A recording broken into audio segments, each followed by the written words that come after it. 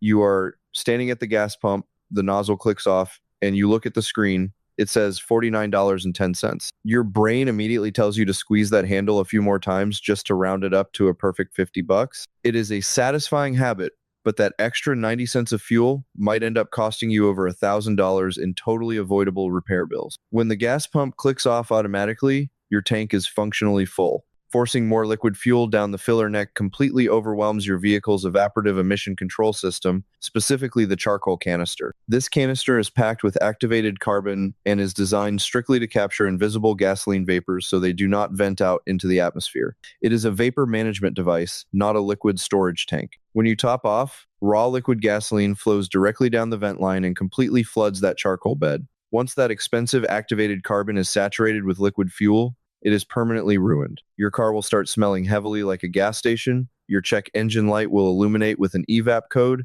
and you will experience a horribly rough idle because the engine is now sucking raw fuel through a vacuum line that was only supposed to handle vapor. Replacing a ruined charcoal canister and the associated purge valves on a modern SUV will easily set you back anywhere from $800 to $1,200 at the dealership. The next time that pump clicks, just pull the nozzle out and walk away. And speaking of how you treat your gas tank, we need to talk about the absolute worst driving habit that is quietly destroying your fuel delivery system. I see so many drivers constantly running their cars until the low fuel light is screaming at them, only throwing in 2 or 3 gallons at a time just to get through the commute. This is a massive mechanical mistake. In almost every modern vehicle on the American road, the electric fuel pump is physically located deep inside the gas tank. That pump is basically a high-speed electric motor, and it relies entirely on being fully submerged in liquid gasoline to keep it cool and properly lubricated. When you constantly drive around with less than a quarter tank, you are exposing that pump to the open air inside the tank. It runs incredibly hot, the internal bearings start to score, and its lifespan is dramatically cut short. On top of the heat issue, constantly scraping the bottom of the barrel means your pump is sucking up all the heavy microscopic dirt, rust flakes, and sediment that naturally settles at the bottom of the tank over the years. This abrasive junk clogs the filter sock and destroys the delicate internal impeller. Furthermore, in the freezing winter months, leaving that much empty airspace inside your gas tank invites massive condensation. When the temperature drops, the moisture in that trapped air freezes against the inner walls and drips pure water straight into your fuel supply. That water will eventually freeze completely solid inside your narrow fuel lines, leaving you stranded on the side of the highway waiting for a tow truck. Keep that needle above a quarter tank, preferably half full during the winter, and your fuel pump will easily outlast the car itself. Before we get into the heavy engine fluids and the massive oil change lie that quick lube shops are still pushing, if you want to stop getting ripped off at the repair shop and actually understand how your machine works, go ahead and hit that subscribe button. It helps keep this garage running and brings you the unfiltered mechanical truth. Now, let us talk about the pump again, specifically the buttons you press. There is a massive psychological myth that putting premium 93-octane gasoline into an engine designed for 87-octane regular will somehow give you extra horsepower, clean your engine out, and make your car run better. This is completely false and a massive waste of your hard-earned cash. According to data from consumer advocates like Kelley Blue Book, Americans waste hundreds of millions of dollars every single year putting premium fuel in cars that absolutely do not need it. Octane is not a measurement of energy, power, or fuel quality. It is strictly a measurement of the fuel's resistance to premature detonation, also known as engine knock. High-performance engines with high compression ratios or heavy turbochargers, like the setup in a modern sports car, physically require that high octane to prevent the fuel from exploding before the spark plug fires. If you drive a standard commuter car, a Honda Accord, or a naturally aspirated Chevy Silverado, your engine has a much lower compression ratio. The computer is specifically tuned to run perfectly on cheap 87 octane. Pouring 93 into that tank does absolutely nothing. It does not burn cleaner, it does not give you 10 extra horsepower, and it does not increase your MPG. You are literally just setting fire to an extra dollar per gallon for absolutely zero mechanical benefit. This same exact marketing illusion applies directly to those cheap, colorful bottles of fuel additives lined up at the checkout counter of your local auto parts store. You read the label, and it promises to restore lost power, magically fix your rough idle, clean your oil, and double your fuel economy in one single pour.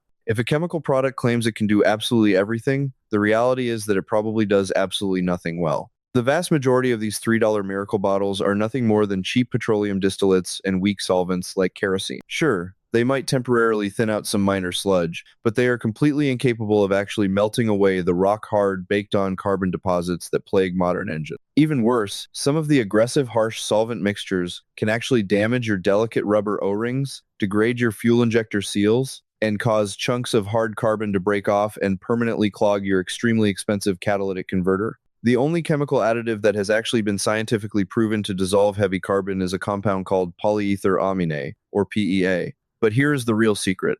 If you are consistently buying top-tier certified gasoline from reputable high-volume stations, you do not need to buy any aftermarket additives at all. Top-tier fuel already contains a heavily mandated, highly concentrated package of PEA detergents. It cleans your fuel injectors and your intake valves automatically every single time you drive. Spending $15 a week on a magical additive is just throwing money down the drain when the gasoline itself is already doing the heavy lifting. We are about to cover exactly why the way you warm up your car is probably causing severe internal engine wear. But before we get to that cold weather mistake, if you are learning something new about keeping your daily driver healthy, hit that subscribe button right now.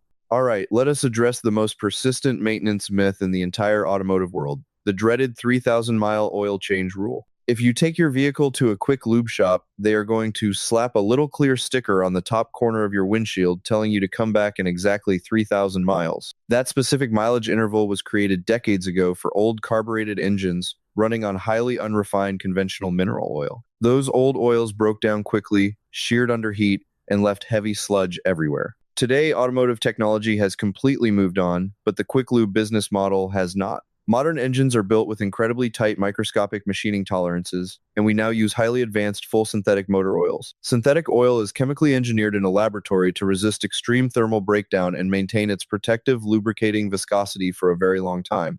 If you drive a modern car built in the last 15 years, changing full synthetic oil every 3,000 miles is nothing but a massive waste of perfectly good fluid and your money. Depending on the exact make and model, your owner's manual will clearly state that normal oil change intervals are anywhere from 7,500 miles all the way up to 15,000 miles under ideal highway conditions. Now, if you do a lot of severe driving, which means constant stop-and-go city traffic, heavy towing, or extreme dusty environments, you should absolutely shorten that interval. But for the average American driver commuting to work, you can easily push past 5,000 miles without thinking twice. Just check the oil level on the dipstick regularly. Make sure you do it at least once a year, regardless of mileage, and trust the engineering behind modern synthetics. Now, speaking of cold oil, we need to talk about what you do to your car on a freezing winter morning. Millions of people walk out to their driveway, start their engine, crank the heat up, and then go back inside the house to drink coffee for 15 minutes while the car idles. This is actually one of the worst things you can do to a cold engine.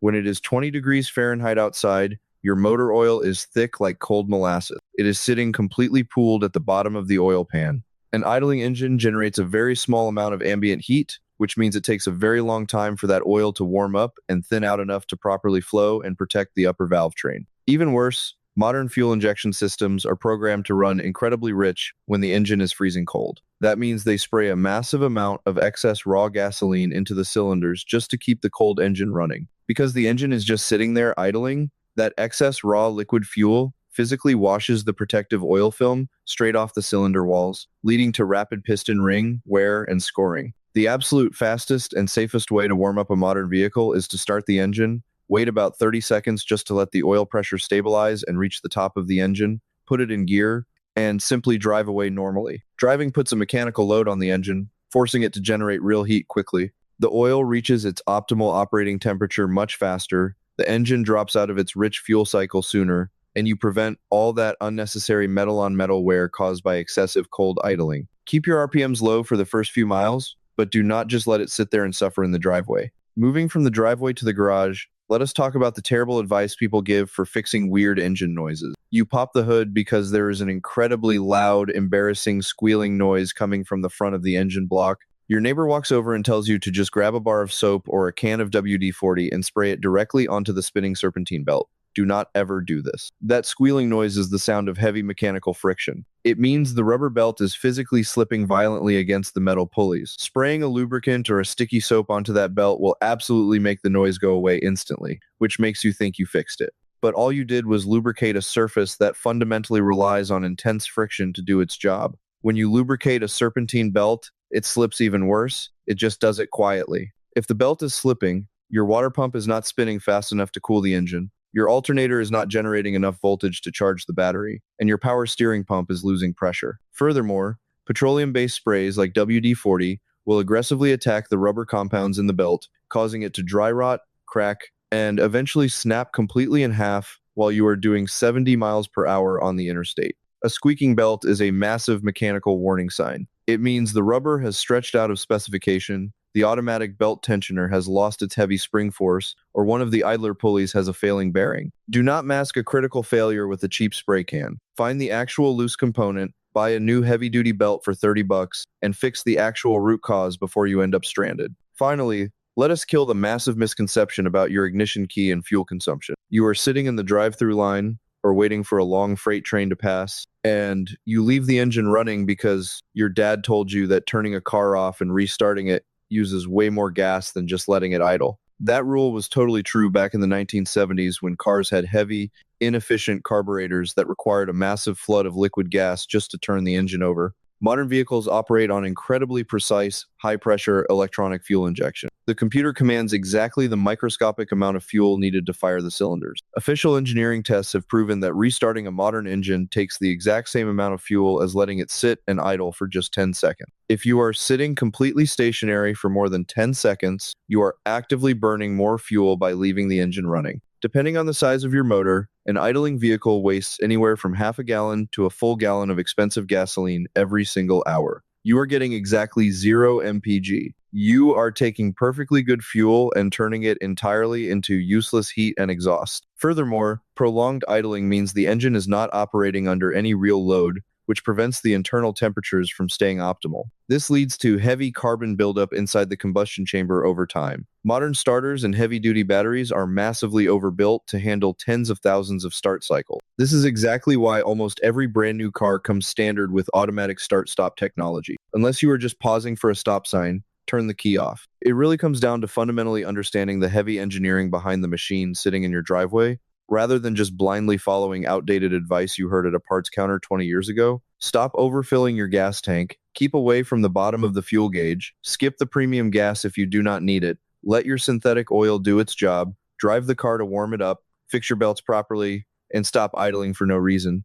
I want to hear from you now. What is the most expensive mistake you have ever made trying to save a few bucks on car maintenance, or what mystery check engine light are you currently chasing down right now? Drop your exact symptoms, your engine type, and your OBD2 codes down in the comments below, and let us figure it out together. And if you have not already, hit that subscribe button, give the video a solid like, and I will see you in the next one.